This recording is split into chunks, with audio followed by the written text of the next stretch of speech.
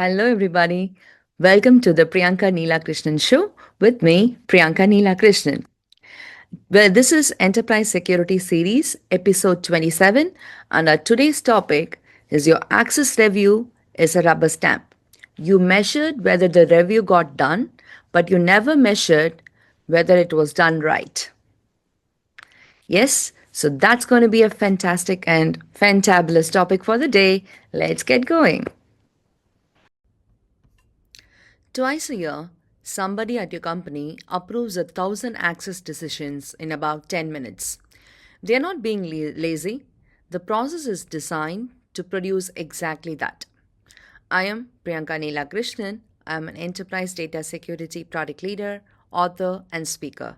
I have written several security books, including Autonomous Data Security, Jailbreaking LLMs. I build security products, and today is about the access review, the control that is supposed to enforce least privilege and how it quietly became a rubber stamp. Here's the ritual. Recertification season arrives. A manager gets handed a list of 1,000 entitlements to review across their team. They also have an actual job. So they select all, approve, submit, and move on with their day. The campaign closes at 100% completion. The dashboard turns green, audit is satisfied, and not one risky permission was actually caught. You proved the review happened. You proved absolutely nothing about whether the access was right. Here's the core failure. Most access reviews measure completion, they never measure the quality of completion. The whole point of certification is to enforce least privilege.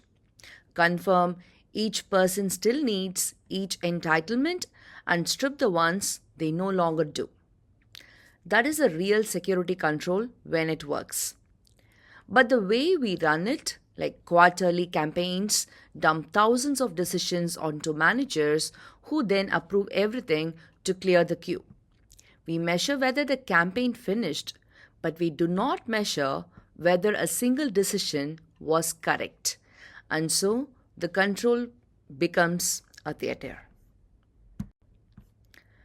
A few numbers that explain why the rubber stamp is the default and not the exception. First, the volume. A single campaign can put thousands of entitlements in front of one reviewer. No human makes that many genuine yes or no decisions in a sitting. That's not possible. They batch approve to survive.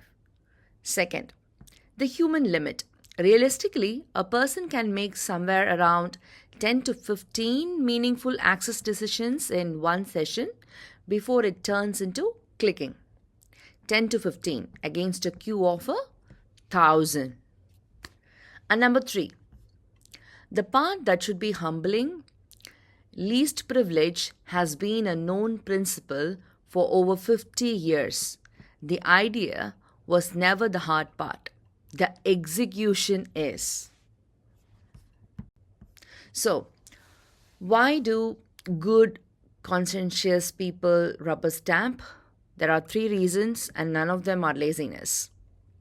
Number one, no context. The reviewer sees an entitlement with an ambiguous group name, no owner, and no explanation of what it actually grants. They literally cannot tell what it means, so they approve. You cannot certify what you do not understand. And number two, too much volume. Thousands of items in one marathon session guarantees bulk approval. The format itself forces the rubber stamp. It was never going to produce careful decisions. Number three, entitlement creep. People accumulate access as they move between roles and projects, and the old permissions never get removed. Every leftover entitlement is a path for lateral movement, and the review waves it right through because it has always been there. Here is a fix. Stop asking reviewers to read everything and show them what is wrong. Do not present all access as equal. Surface the anomalies, the things that should catch a reviewer's eye, access that has not been used maybe in 90 days, access not held by the person's role peers. So if your peers don't have, why should a specific person have the access? Entitlements left over from a previous job or a previous project, privileges that were recently escalated. So those are the ones that need to be bubbled up, so they look at those which looks like an anomaly, which looks different, so they can actually do the review and auto certify the obvious. If access is the role template was used recently and is held by most peers, a human does not need to look at it. Spend the scarce human attention only on what is genuinely risky or ambiguous. Smaller, smarter batches beat 1,000-line queue every time. Let me be honest about the deeper reason this keeps failing. As one identity governance leader put it bluntly, the hardest part is that nobody actually knows who needs access to what. Period. The review is asking a question the organization fundamentally cannot answer. And the scale is brutal. Large enterprises run thousands of applications and millions of entitlements. Spreadsheets and email campaigns were never going to make that meaningful. They were only ever going to make it look complete. You cannot certify access you cannot see in context. I repeat, you cannot certify access you cannot see in context. And the fix starts with the same thing this whole series keeps circling back to: the graph, data, identity, and access. Connected so a reviewer can finally see what an entitlement really means. 4 moves to make the review actually mean something. Number 1, risk-based, not blanket. Put human review where it matters, on privileged access, sensitive data, and segregation of duties conflicts. Auto-certify that clearly. The ones that are easy, where there is no anomaly or there is no ambiguity, it's straightforward, then auto-certify those which are clearly fine. Okay, number 2, show usage and anomalies, both of it. Put last used dates and peer comparisons next to every item and flag what is unusual so the reviewer's attention goes exactly where the risk is. Number 3, shrink the batches. 10 to 15 items per session spread across the campaign period. Small enough that each decision can actually be a decision. Number 4, make revocation automatic. When a reviewer says, remove this, the system removes it immediately. A decision that does not change anything in the real world is not a control, it is just a paperwork. Here is the reframe.